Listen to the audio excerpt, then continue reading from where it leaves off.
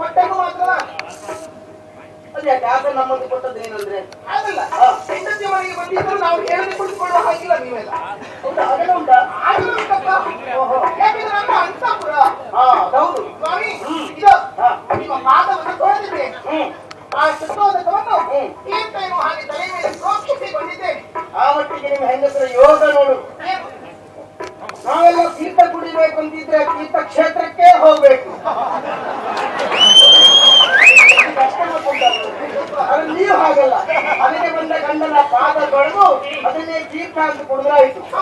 ಇನ್ನು ಸ್ನಾನ ಮಾಡ್ಬೇಕಂತಿದ್ರೆ ಒಂದು ಕೂಡ ನೀರು ಹೆಚ್ಚು ಹಾಕಿದ್ರೆ ಬೇಕಾಗಿತ್ತು ಸ್ನಾನ. ಶುದ್ಧವಾದ ಒಂದು ಹನಿ ತಲೆ ಮೇಲೆ ಪ್ರೋಕ್ಷಿಸಿಕೊಂಡ್ರೆ ಸಾಲದ. ಸ್ವಾಮಿ, ಗಂಗೆ ಅಂತ ಯಮುನೆ ಅಂತ ಇವ ಗೋದಾವರಿ ಅಂತ ಸರಸ್ವತಿ ಅಂತ ಹೇಳಿ ಕಲಶ ಪ್ರತಿಷ್ಠಾಪನೆ ಮಾಡ್ತಾರೆ. ಏನು ಅಷ್ಟು ನದಿ ದೀಪದ ಹಾಕ್ತಾರೆ ಪುರೋಹಿತರು.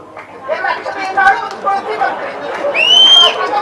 ಪುರೋಹಿತರ ಬಗ್ಗೆ ಎಲ್ಲ ನಮ್ಗೆ ಯೋಚನೆ ಯಾಕೆ ಬಿಡು? ಅಲ್ಲ ಹೇಳಿ, ಮನಸ್ಸಿನ ಭಾವನೆ ಸಾಕಾಗ್ತದೆ ಅಂತ ಹೇಳಿದ್ರು. ಹೌದಾ? ಸ್ವಾಮಿ, ಇದು ನಿಮ್ಮ ಪಾದಕ್ಕೆ ನಮಸ್ಕರಿಸಿದ್ದೇನೆ. ಆಯ್ತು ಹೇಳು.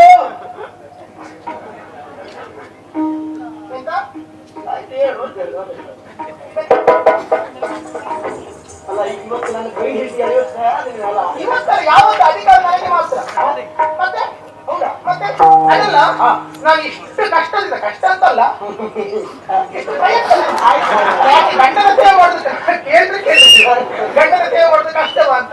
ಕಷ್ಟ ಅಲ್ಲ, ಅಲ್ಲ ಕಷ್ಟ ಆದ್ರೂ ಇಷ್ಟದಲ್ಲೇ ಇಷ್ಟದಲ್ಲಿ. ಅದು ಹಾಗೆ ಅಲ್ವಾ? ಗಂಡನಿಗೆ ಇಷ್ಟ ಆಗಿತ್ತು ಅಂತಂದ್ರೆ ಇವಳು ಎಷ್ಟು ಕಷ್ಟಪಟ್ಟಾದ್ರೆ ಹೆಂಡತಿ ಶೃಂಗಾರ ಮಾಡಿಕೊಳ್ಬೇಕು, ಗಂಡನಿಗೆ ಬೇಕಾದನ್ನು ಮಾಡಿ. ಎಲ್ಲರೂ ಹಾಗೆ ಮಾಡಿಕೊಂಡು ಹೌದದು. ಎಲ್ಲರೂ ಗೊತ್ತಿಲ್ಲ, ನಮ್ಮನೇಲಿ ಹಾಗೆ ಮಾಡ್ತಾರೆ. ನನ್ನ ಅತ್ತೆ ಹಾಗೆ ಮಾಡ್ತಾ ಇದ್ದೆ, ನಾನು ಅದನ್ನು ಪಾಲಿಸಿದ್ದೇನೆ. ಸಾಕು ಬಿಡು. ಸಾಲದ ಸ್ವಾಮಿ, ಅದನ್ನೆಲ್ಲ ನಾನು ಇಷ್ಟು ಬಗೆಯಲ್ಲಿ ಇಷ್ಟು ಪ್ರೀತಿಯಿಂದ ಭಕ್ತಿಗಳಿಗೆ ನಮಸ್ಕರಿಸಿದ್ದೇನೆ. ಆಶೀರ್ವಾದ ಮಾಡ್ಲೇ ಇಲ್ಲ. ಹೇಳು ಹೇಳು, ಬಹಳ ಕಷ್ಟದಲ್ಲಿ. ಅಲ್ಲ ಈಗ ಏನು ಆಶೀರ್ವಾದ ಮಾಡಬೇಕು ಅಂತ ಬೇಡವಾ? ಅಲ್ಲ, ಆಶೀರ್ವಾದ ಮಾಡೋದು ನಾನು ಹೇಗೆ ಮಾಡ್ಬೇಕು? ನಾವೇನಾದ್ರೂ ಆಶೀರ್ವಾದ ಮಾಡುವುದು ನಿಮಗೆ ಇಷ್ಟ ಅಲ್ಲದೇ ಇರುವುದು ಸರಿ ಆಗ್ತದ? ಯಾರು ಯಾವುದನ್ನು ಬಯಸಿರ್ತಾರೋ ಅದನ್ನೇ ಕೊಟ್ಟು ಅವರಿಗೆ ಸಂತೋಷ ಆಗ್ತದೆ. ಹೀಗೆ ಹೇಳ್ಬೋದಿತ್ತಲ್ಲ, ಹಾಗೆ ದೀರ್ಘ ಸುಮಂಗಲಿ ಭವ.